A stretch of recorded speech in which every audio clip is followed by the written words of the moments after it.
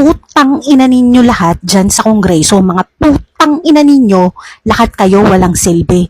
Kahit pa ma-impeach nyo si Sara, ang problema namin ay hindi natatapos. May problema kami sa Meralco, may problema kami sa PhilHealth, may problema kami sa mass transportation. Ang mga farmers natin kailangan ng tulong para mas ma-avail naman namin o makakain naman kami ng maayos. Sobrang mahal lahat ng bilihin eh. Hindi nyo masuportahan yung mga farmers.